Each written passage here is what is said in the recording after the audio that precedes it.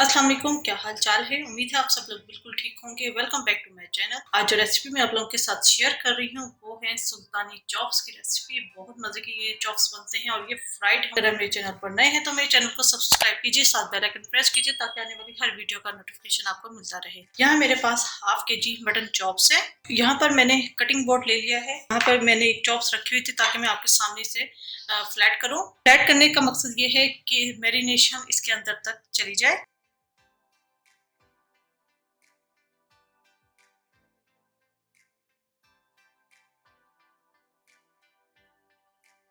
Chops हमने flat कर ली है। इसके अंदर हम डालेंगे कुछ स्पाइसेस, 1 टीस्पून जीरा, 1 टीस्पून गरम मसाला पाउडर, नमक टू टेस्ट। यहाँ पर मैंने 1 टीस्पून लिया है भर के। कुटी हुई सुरख मिर्चें 1 टीस्पून भर के, काली मिर्च पाउडर हाफ टी स्पून, हल्दी पाउडर हाफ टी स्पून, सिरका 2 टेबल स्पून, 1.5 टेबल स्पून अदरक लहसुन क्रश्ड। आपके पास पेस्ट है तो आप वो भी डाल सकते हैं।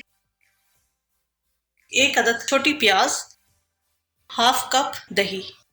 इन सब चीजों को हम अच्छे तरीके से मिक्स करेंगे।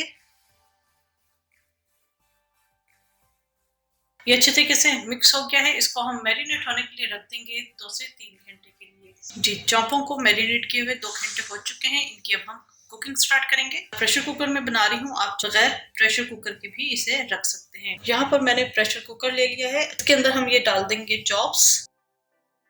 चूल्हा मैंने ऑन कर दिया है। इसके अंदर हम डालेंगे पानी, तकरीबन 1 से 1.5 कप। साथ ही मैं डालूंगी इसके अंदर 1 से 2 टेबल स्पून घी। पानी में जब बॉयल आएगा उसके बाद हमने प्रेशर कुकर को ढक्कन लगाना है।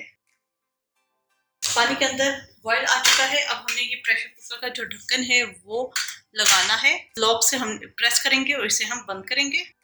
और यहाँ पर मैं नंबरिंग जो दी हुई है ये मैं 3 पर ले जाऊंगी। जो स्टीम बनी है उसके साथ साथ ये उतनी ही जल्दी ये कुक होगा। कुकर के अंदर मैंने 20 मिनट प्रेशर दिया था।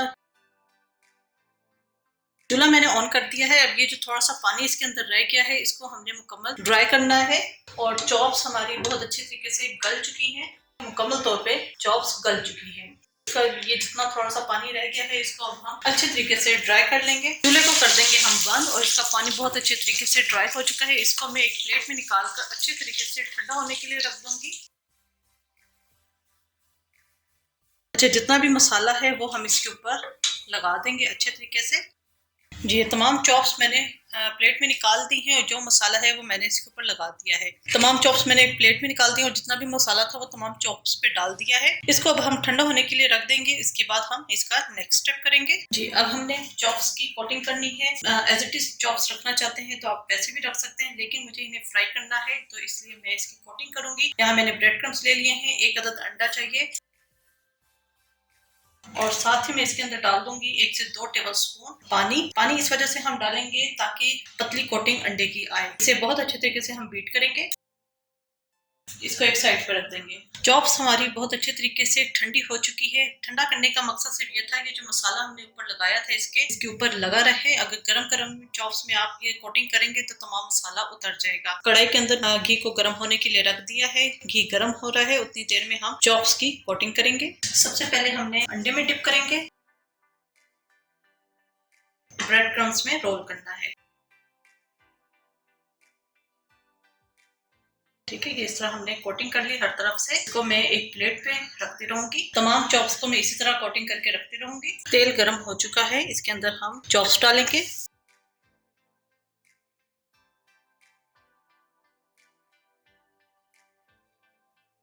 ये फ्राई हो चुके हैं, इनको अब हम निकाल लेंगे और इसी तरह मैं बाकी भी चॉप्स फ्राई करके रखती रहूंगी।